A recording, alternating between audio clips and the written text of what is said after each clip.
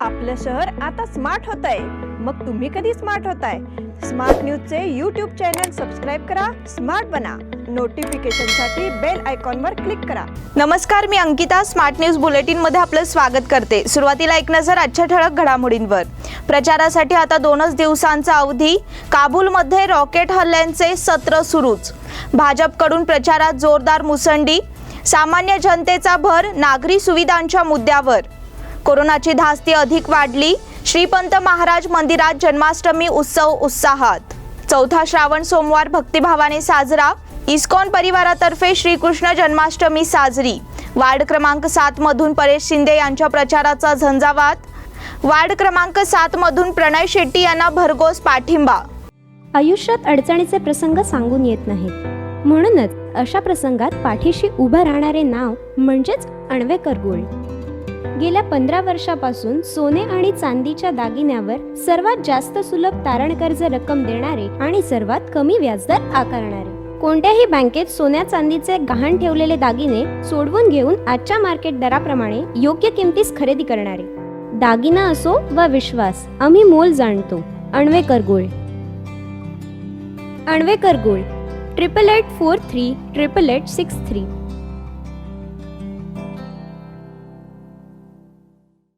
आणि आता पाहूयात सविस्तर बातम्या. महानगरपालिका निवडणुकीच्या प्रचार कार्यासाठी आता उमेदवारांच्या हातातून वेळ निघून चालला असून आता अवघा 2 दिवसांचा अवधी त्यांच्यासाठी उपलब्ध आहे. त्यामध्ये मतदारांच्या भेटीगाठी घेण्यासाठी इच्छुक उमेदवारांची धावपळ सुरू झाली आहे. प्रत्येक विभागात याचे चित्र दिसून येऊ लागले आहे. शहर परिसरात कानाकोपऱ्यातील गल्लोगल्लीत हे वारे गतिमान झाले आहेत. निवडणुकीच्या रणधुमाळीत उमेदवारांची चांगलीच तारांबळ सुरू झाली आहे. मतदारांना आकर्षित करून घेण्यासाठी उमेदवारांनी त्यांची थेट भेट घेण्याबरोबरच सोशल मीडियाच्या माध्यमातून आपल्या प्रचाराचा झंझावात सुरू ठेवला आहे. त्यामुळे वातावरण ढवळून निघाले आहे. निवडणूक आयोगाने निवडणुकीची प्रक्रिया घाईघाईने सुरू केल्यामुळे उमेदवारांनी पूर्वतयारी केलेली नव्हती. काही मोजक्या उमेदवारांनी आपण केलेल्या सामाजिक कार्याच्या जोरावर आता निवडणूक रिंगणात उडी घेतली आहे. त्यामुळे परिचित उमेदवारांकडे मतदारांचा कौल अधिक आहे. यामधूनच उमेदवार आपली तयारी करत आहेत, तसेच आपल्या कार्याचा परिचय करून देऊन मतयाचना करीत आहेत. अशा वेळी मतदार उमेदवारांच्या पाठीशी उभे राहण्याची ग्वाही त्यांना मिळत आहे. यामधून आता मतदार कोणता कौल देणार याकडे बेळगाव शहराचे लक्ष लागले आहे. काबूलमध्ये रॉकेट हल्ल्यांचे सत्र सुरूच. अमेरिका 31 ऑगस्टपर्यंत अफगाणिस्तानमध्ये आपलं बचाव कार्य सुरू ठेवणार आहे. त्यापूर्वी एक दिवस आधीच राजधानी काबूलच्या आंतरराष्ट्रीय विमानतळाजवळील शेजारी रॉकेट हल्ला झाल्याची माहिती मिळत आहे. काबूलच्या सलीम कारवान परिसरात सोमवारी सकाळी रॉकेट हल्ला झाला. स्फोटानंतर लगेच गोळीबार देखील झाला आहे. पण हा हल्ला आणि गोळीबार कोणी केला हे अद्याप स्पष्ट झालेले नाही. रविवारी दुपारी देखील काबूल विमानतळाच्या वायव्य भागात रॉकेट हल्ला झाला. या हल्ल्यात 3 मुलं मारली गेल्याचं अफगाणी अधिकाऱ्याने सांगितलं. अफगाणिस्तानातून 31 ऑगस्टपर्यंत संपूर्ण सैन्य माघारी घेण्याच्या घोषणेनुसार अमेरिकेने आता त्याचा अखेरचा टप्पा सुरू केला आहे. तर दुसऱ्या बाजूला सत्ता स्थापनेसाठी तालिबानी नेत्यांच्या हालचालींनीही वेग घेतला आहे. काबूल आंतरराष्ट्रीय विमानतळावर गुरुवारी करण्यात आलेल्या आत्मघाती बॉम्ब हल्ल्यात 169 अफगाण नागरिक आणि 13 अमेरिकी सैनिकांचा बळी गेला होता. त्यानंतर अमेरिकेचे अध्यक्ष जो बायडेन यांनी इसिसला हल्ल्याची किंमत चुकवावी लागेल असा इशारा दिला होता. भाजपकडून प्रचारात जोरदार मुसंडी. या खेपेच्या निवडणुकीत आपल्या पक्षाच्या चिन्हावर रणांगणात उतरलेल्या राजकीय पक्षांच्या उमेदवारांनी प्रचारात जोरदार आघाडी उघडली आहे. आपल्या मतदारांशी संपर्क साधण्याकरिता रात्रंदिवस राबणारे पक्ष कार्यकर्ते प्रचारात गुंतले असल्याचे दिसून येत आहे. भारतीय जनता पक्षाने यात सर्वाधिक मुसंडी मारली आहे. त्यामुळे मतदारांना आकर्षित करून घेण्यासाठी भाजपची धडपड दिसून येत आहे. राष्ट्रीय स्तरावर तसेच राज्य स्तरावर पक्षाची प्रतिमा पाहता या उमेदवारांना जिंकून घेण्यासाठी पक्षाचे अधिकृत चिन्ह उपयुक्त ठरत असल्याचे दिसून येत आहे. राष्ट्रीय प्रवाहाचा प्रभाव मतदारांवर असल्यामुळे त्यामधून उमेदवारांना निवडून आणण्यासाठी पक्षनेते मंडळी देखील मोठे परिश्रम घेत आहेत. याचे प्रत्यंतर ठिकठिकाणी दिसून येऊ लागले आहे. भाजपच्या उमेदवारांनी वार्डातील मतदारांशी थेट संपर्क आणि आपल्या कुशल नेतृत्वाच्या प्रतिमेचा आधार देखील घेतला आहे. त्याचा लाभ त्यांना होईल असा विश्वास उमेदवारांमधून व्यक्त केला जात आहे. या पार्श्वभूमीवर या खेपेची निवडणूक अधिक रंगतदार होणार असल्याचे चित्र दिसून येत आहे. चुरशीने निवडणूक लढविण्यासाठी राष्ट्रीय पक्षांच्या उमेदवारांकडून व्यापक प्रचार मोहीम राबविली जात आहे. राष्ट्रीय पक्षाच्या चिन्हावर निवडणूक लढविण्याचा निर्णय मतदार राजा स्वीकारणार की नाही याचे उत्तर लवकरच मिळणार आहे. सामान्य जनतेचा भर नागरी सुविधांच्या मुद्द्यावर. महानगरपालिकेची निवडणूक जवळ येऊन ठेपली असल्यामुळे आता मतदारांना आपल्या नागरी सुविधा सोडवून घेण्यासाठी संधी उपलब्ध झाली आहे. त्यामुळेच आपल्या घरी येणाऱ्या उमेदवारांना आमच्या या समस्या तुम्ही सोडवणार का याचे आश्वासन देण्याची अपेक्षा व्यक्त केली जात आहे. त्यामुळे उमेदवारांना देखील आम्ही तुमच्या भागातील या नागरी समस्या निश्चित सोडवू अशी छातीठोक ग्वाही देणे भाग पडत आहे. विकासाचा मुद्दा महत्त्वाचा ठरत असून यामधून ही निवडणूक विकासाच्या मुद्द्यावर लढवली जाणार असल्याचे स्पष्ट संकेत मिळत आहेत. नागरिकांना भेडसावणाऱ्या समस्या सोडविण्याकरिता कोणत्या उपाययोजना केल्या जाणार याबद्दल उमेदवारांना विचारणा होऊ लागली आहे. मागील काही दिवसांपासून शहर परिसरातील नागरी समस्यांचा डोंगर समोर ठाकला आहे. प्रामुख्याने आरोग्यविषयक समस्या आणि अस्वच्छता यांचे मुद्दे गंभीर बनले आहेत. त्याचप्रमाणे अनियमित पाणी पुरवठा आणि रस्त्यांची अकारण खोदाई अशा समस्यांची भर देखील त्यामध्ये पडली आहे. हाती घेतलेली विकास कामे वेळेत पूर्ण करण्याबाबत उदासीन असणाऱ्या सरकारी यंत्रणेला जाब विचारण्यासाठी सक्षम नगरसेवकांची गरज आहे.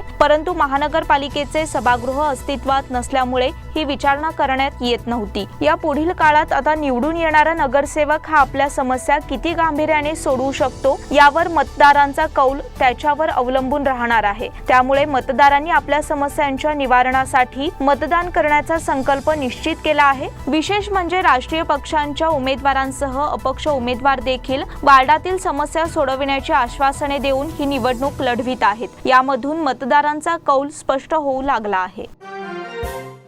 कोरोनाची धास्ती अधिक वाढली.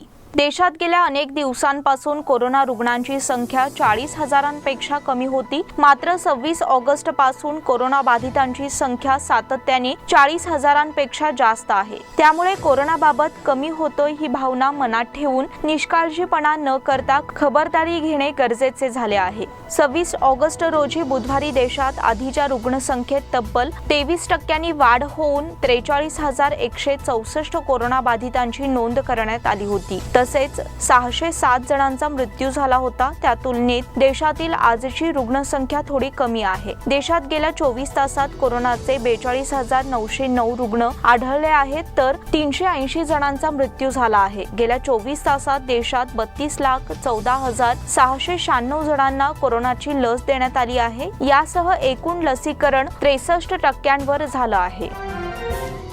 श्रीपंत महाराज मंदिरात जन्माष्टमी उत्सव उत्साहात.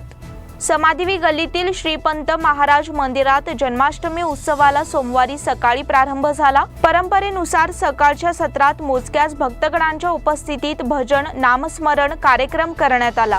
दुपारी 1 वाजता यमनाका भजनी मंडळाच्या भजनाला प्रारंभ झाला. दुपारी 3 वाजता श्रीपंत महाराजांच्या जन्माष्टमीला प्रारंभ झाल्यानंतर श्रीपंत महाराजांना पाळण्यात घालण्यात आले. यावेळी सायंकाळी 4 वाजता आरती आणि प्रसादाने उत्सवाची सांगता करण्यात आली. या प्रसंगी ज्येष्ठ पंत भक्त नारायण रामचंद्र किल्लेकर, रमेशराव कालकुंद्रीकर, डॉक्टर महेंद्र राणे, अनिल किल्लेकर, विनय जांभोटकर, सुरेश जांभोटकर, भारतभूषण सायनाकर, सुनंदा किल्लेकर, अलका दानी, सुषमा सायनाकर, नीता पाटील, मनीषा पावशे, संजीवनी पाटील आणि यमनाका भजनी मंडळाच्या भगिनी आणि श्रीपंत भक्त उपस्थित होते. कोरोनाच्या महामारीमुळे कर्नाटक शासनाच्या जिल्हा प्रशासनाच्या नियमानुसार सोशल डिस्टन्स आणि सॅनिटायझरचा वापर करून उत्सव साजरा करण्यात आला.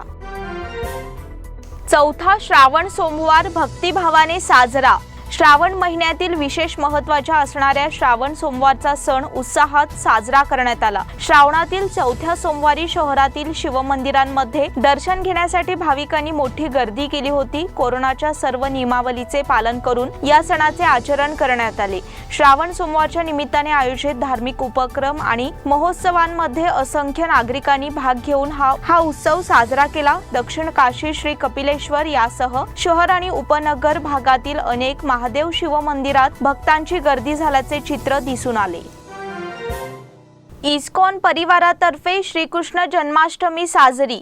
श्रीकृष्ण जन्माष्टमीचा उत्सव इस्कॉन परिवारातर्फे उत्साहात साजरा करण्यात आला। शुक्रवार पेठ टिळकवाडी येथील इस्कॉन मंदिरात विविध कार्यक्रमांचे आयोजन करण्यात आले होते। यामध्ये भक्तवर्गाने मोठ्या संख्येने भाग घेतला होता। कोरोना नियमावलीमुळे या खेपेला साधेपणाने उत्सव साजरा करण्यात येत असल्याची माहिती देण्यात आली। भक्तवर्गाने सकाळपासूनच मंदिरात येऊन दर्शन घेतले, तसेच विविध प्रकारातील धार्मिक कार्यक्रमात भाग घेतला। यामध्ये पूजन, भजन, कीर्तन आणि नैवेद्य अशा उपक्रमांचे आयोजन करण्यात आले होते। भक्तवर्गाच्या उपस्थितीत श्रीकृष्ण पूजनाचा विधी पार पडला।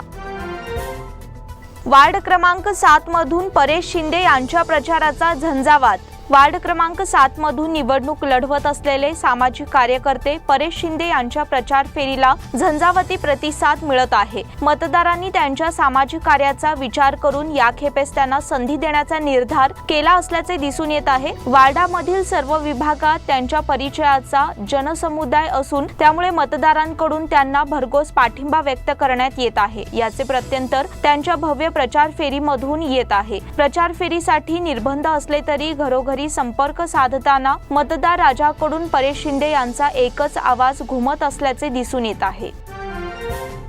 वार्ड क्रमांक 7 मधून प्रणय शेट्टी यांना भरघोस पाठिंबा।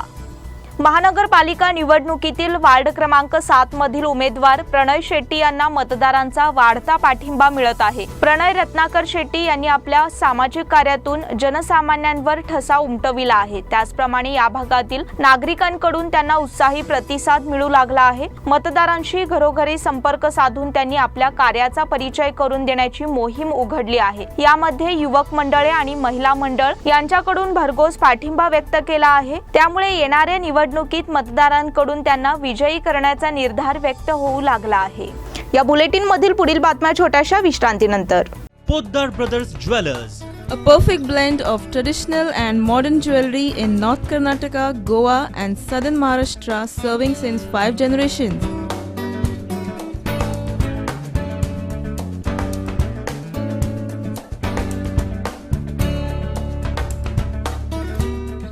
exclusive gold, silver and platinum jewelry showroom.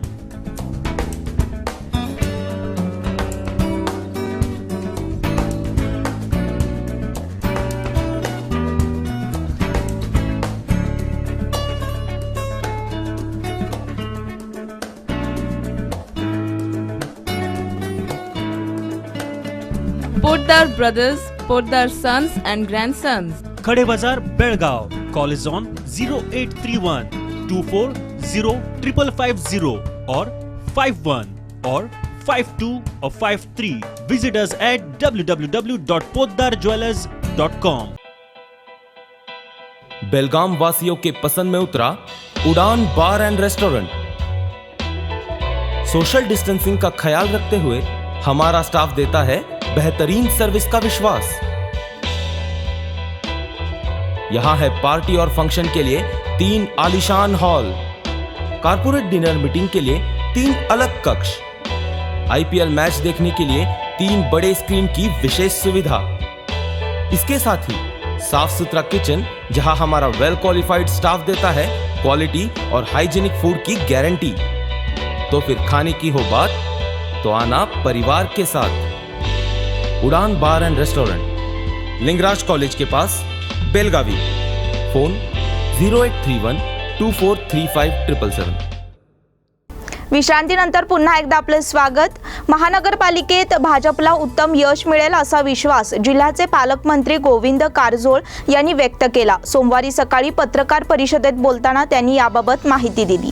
Bharatiya Janata पक्षाने निष्ठावंत कार्यकर्त्यांना उमेदवारी दिली आहे, त्यामुळे या खेपेस महानगरपालिका निवडणुकीत भाजपचे उमेदवार बहुसंख्येने विजयी होतील। त्याचप्रमाणे मनपामध्ये भाजपचा महापौर व्हावा यासाठी आपला कौल देतील असा विश्वासही त्यांनी व्यक्त केला। यावेळी भारतीय जनता पक्षाचे सर्व पदाधिकारी उपस्थित होते।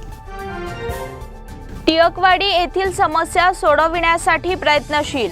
टिळकवाडी भागातील नागरी समस्या सोडविण्यासाठी आपण प्रयत्नशील आहोत। यासाठी आपण निवडणूक लढवित असल्याची माहिती वार्ड क्रमांक 44 चे उमेदवार महेश कुगजी यांनी दिली। स्मार्ट न्यूजच्या वतीने आयोजित मी भावी नगरसेवक या मालिकेत त्यांनी आपली भूमिका मांडली। तसेच रहिवाशांना भेडसावत असणाऱ्या विविध समस्यांबाबत जागरूक राहून समस्या सोडविण्यावर भर देण्यात येणार असल्याचे त्यांनी सांगितले। प्रामुख्याने मंडोळी रोड येथील रस्त्याची समस्या तसेच या भागात पावसामुळे पाणी साचल्याची समस्या या सर्व समस्या निवारणासाठी आपण अधिक भर देणार असून नागरिकांच्या सुविधांसाठी प्रयत्नशील राहणार असल्याचे सांगितले। निवडणूक प्रचाराच्या रणधुमाळीत नियमांचे उल्लंघन। महापालिका निवडणूक प्रचारादरम्यान राजरोसपणे उल्लंघन सुरू आहे, मात्र याकडे प्रशासनाने अद्यापही डोळेझाक केलेली दिसून येत आहे। निवडणूक आयोगाच्या आदेशानुसार उमेदवारांनी 4च कार्यकर्त्यांसह प्रचार करावा असा नियम आहे, मात्र नियम डावलून प्रचार फेरीत मोठ्या संख्येने समर्थक सहभागी होत असल्याचे दिसत आहे। लोकसभा निवडणूक काळात बऱ्याच वेळेला कोरोना नियमांचे उल्लंघन झाले होते, त्यानंतर कोरोनाचा संसर्ग वाढला होता। आता मनपा निवडणूक प्रचारादरम्यानही नियमांचे सर्रास उल्लंघन होत असल्यामुळे पुन्हा एकदा संसर्ग वाढीचा धोका वाढला आहे। मात्र प्रशासनाने याकडे दुर्लक्ष केल्याबद्दल जागरूक नागरिकांमधून तीव्र नाराजी व्यक्त केली जात आहे। बेळगावात 7 ऑक्टोबर पासून शारदोत्सवाचे आयोजन। यावर्षी 7 ते 12 ऑक्टोबर दरम्यान बेळगाव शारदोत्सवाचे आयोजन करण्यात आले आहे। शारदोत्सवाचे उद्घाटन आणि सुवर्ण शारदा या स्मरणिकेचे प्रकाशन डॉक्टर प्राची जावडेकर यांच्या हस्ते करण्यात येणार आहे, अशी माहिती शारदोत्सव महिला सोसायटीच्या अध्यक्षा माधुरी शानभाग यांनी दिली आहे। शारदोत्सवानिमित्त आयोजित करण्यात आलेल्या बैठकीत यावर्षीच्या शारदोत्सव आयोजनासंदर्भात सविस्तर चर्चा करण्यात आली। यावर्षी डॉक्टर उर्मिला जोशी, वासंती जोशी, आरती जाधव यांची व्याख्याने होणार आहेत। सोबत मनोरंजनात्मक कार्यक्रमही असणार आहेत। 5व्या दिवशी रंगमंचीय स्पर्धेमध्ये उखाणा स्पर्धा घेण्यात येणार आहे। यावर्षी विविध स्पर्धाही घेण्यात येणार आहेत, याची माहितीही बैठकीत देण्यात आली। काँग्रेसकडून देखील आश्वासनांचा भडीमार। मनपावर काँग्रेसची सत्ता आल्यास 50% मालमत्ता कर माफ करू। स्मार्ट सिटी कामात भ्रष्टाचार झाल्याचा आरोप करण्यात येत आहे। या भ्रष्टाचाराची चौकशी करण्यात येईल असे आश्वासन केपीसीसी अध्यक्ष DK शिवकुमार यांनी दिले। काँग्रेस भवन येथे आयोजित पत्रकार परिषदेत ते बोलत होते। त्यांनी भाजपच्या जाहीरनाम्यावर सडकून टीका केली। हुबळी धारवाड महानगरपालिकेत गेल्या 7 वर्षांपासून भाजप सत्तेवर आहे। अनेक आश्वासने दिली आहेत, मात्र त्याची पूर्तता केली नाहीये। मतदारांनी काँग्रेस सत्तेवर आणल्यास 50% कर माफ करू, दिलेले आश्वासन पाळू। दुसरी राजधानी म्हणून बेळगावला दर्जा दिला असला तरी सरकारने या भागाकडे दुर्लक्ष केले आहे, त्याच्यावर DK शिवकुमार यांनी टीका केली। यावेळी केपीसीसी कार्याध्यक्ष आमदार सतीश जारकेहोळी, आमदार डॉक्टर अंजलीताई निंबाळकर, आमदार गणेश हुक्केरी, आमदार महांतेश कौजलगी, आमदार लक्ष्मी हेब्बाळकर आदी उपस्थित होते। खानापुरात वन जमिनीच्या हक्कासाठी मेळावा संपन्न। स्वातंत्र्याच्या हिरक महोत्सवी वर्षात आपल्याला आपल्या जलजंगल जमिनीसाठी संघर्ष करावा लागतो। ही एक प्रकारची नव्या स्वातंत्र्याची लढाई आहे, असे प्रतिपादन श्रमिक मुक्ती दलाचे कार्याध्यक्ष संपत देसाई यांनी खानापूर येथील शिवस्मारकात धनगर गवळी आणि शेतकऱ्यांच्या वनजमिनीच्या हक्कांबाबत झालेल्या मेळाव्यात बोलताना व्यक्त केले। यावेळी व्यासपीठावर वन हक्क संघर्ष समितीचे निमंत्रक महादेव मरगाळे, अभिजित सरदेसाई, नरेंद्र पाटील, रणजित कालेकर हे प्रमुख उपस्थित होते। सुरुवातीला महादेव मरगाळे यांनी स्वागत आणि प्रास्ताविक करून या मेळाव्याचा हेतू स्पष्ट केला। यावेळी खानापूर तालुक्यातील गवळी, धनगर, शेतकरी कार्यकर्ते मोठ्या संख्येने हजर होते। वन जमिनीची लढाई आपल्याला आता उभी करून इथल्या जंगल जमिनी आणि जंगलावरचा हक्क मिळवूया, असे यावेळी उपस्थित मान्यवरांनी सांगितले। जमखंडीतील 4 भावांच्या हत्येप्रकरणी 12 जणांना अटक। जमखंडी बागलकोट येथे जमिनीच्या वादातून एकाच कुटुंबातील सख्या 4 भावांची निघरून हत्या करण्यात आली। या प्रकरणी जमखंडी ग्रामीण पोलिसांनी 9 संशयितांना अटक केली आहे। शेत जमिनीच्या वादातून मधुरखंडी तालुका जमखंडी येथे शनिवारी मुदरड्डी या एकाच कुटुंबातील 4 धारधार शस्त्राने निघरून हत्या करण्यात आली होती। मुदरड्डी आणि फुटाणी कुटुंबात गेल्या काही वर्षांपासून हा वाद सुरू होता। वाद विकोपाला जाऊन खुनाची घटना घडली होती। घटनेची याची नोंद जमखंडी ग्रामीण पोलीस स्थानकात झाली आहे। या प्रकरणी फुटाणी कुटुंबातील नंदीश, नागप्पा, पराप्पा, शिवानंद, इराप्पा, शंकर, अंबव्वा, रुक्मव्वा, मलाश्री, सुनंदा, प्रेमा नडोनी, चन्नबसप्पा नडोनी अशा प्रकारे एकूण 12 जणांना अटक करण्यात आली आहे। या प्रकरणी जमखंडी ग्रामीण पोलीस अधिक तपास करीत आहेत। 2 गटांवर खुनी हल्ल्याचा गुन्हा। महापालिका निवडणुकीचा राजकीय रंग जोर धरत आहे। रविवारी सकाळी आझमनगर सर्कल जवळ दोघा तरुणांच्या भांडणाला राजकीय रंग मिळाला आणि दोन्ही गटातील काही तरुणांवर खुनी हल्ल्याचा गुन्हा दाखल झाला। आझमनगर शाहूनगर परिसरातील प्रभाग क्रमांक 34 मधून काँग्रेसकडून एजाज खान आणि इम्रान खान हे अपक्ष निवडणूक लढवत आहेत। आझमनगर सर्कल जवळ इम्रान यांचे कार्यालय आहे। काँग्रेस उमेदवार एजाज खान यांचे समर्थक असलेले समन अहमद नकारशी आणि त्याचा मित्र प्रशांत जांगडे हे दोघे जण येथे पीत उभे होते। यावेळी इम्रान खानचे समर्थक येऊन तुम्ही आमच्या उमेदवाराला पाठिंबा द्या असे म्हणत भांडण काढले। यातून समन अहमद आणि प्रशांत जांगडे यांना लोखंडी रॉड, दगड आणि हाताने मारहाण झाल्याची फिर्याद समन अहमद याने एपीएमसी पोलिसात दिली आहे। त्यानुसार सलीम मुल्लासह 6 जणांविरोधात खुनी हल्ल्याचा गुन्हा दाखल झाला आहे। याच प्रकरणी एजाज अहमद यांचे समर्थक आरिफ याने समन अहमद सह 5 जणांविरोधात खुनी हल्ल्याची तक्रार दिली आहे। अभिजित एस श्रेयस काकडे यांना टेटेचे अजिंक्यपद। संगम बेल्लूर टेबल टेनिस अकॅडमी आयोजित रविवारी काँग्रेस रोडवरील स्वामी विवेकानंद नगर येथील गोडसे टेबल टेनिस हॉलमध्ये घेण्यात आलेल्या 1 दिवसीय खुल्या टेबल टेनिस स्पर्धेत श्रेयस काकडे आणि अभिजित यांनी आपापल्या गटात विजेतेपद पटकाविले। अंतिम सामन्यानंतर झालेल्या बक्षीस वितरण समारंभात आंतरराष्ट्रीय टेनिसपटू संजू हम्मण्णावर, धारवाड टेबल टेनिस संघटनेचे अध्यक्ष विजू पै, स्पर्धा संयोजक संगम बेल्लूर यांच्या हस्ते विजेत्या, उपविजेत्या आणि 3ऱ्या क्रमांकाच्या टेबल टेनिसपटूंना प्रशस्तीपत्र आणि चषक देऊन गौरवण्यात आले। अंतिम निकाल पुढील प्रमाणे: ज्युनियर गट उपांत्य फेरीच्या सामन्यात श्रेयस काकडे विजयी विरुद्ध सान्वी रायकर 11-2, 11-9, 9-11, 11-7, तर प्रचित बिडी विजयी विरुद्ध पार्थ गावडे 11-8, 11-4, 11-7 असा पराभव केला। तर अंतिम फेरीत श्रेयस काकडे यांनी प्रचित बिडी याचा 11-4, 11-8, 11-5 असा पराभव करून स्पर्धेचे अजिंक्यपद पटकाविले। क्रिकेटचे द्रोणाचार्य काळाच्या पडद्याआड, वासू परांजपे यांचे निधन।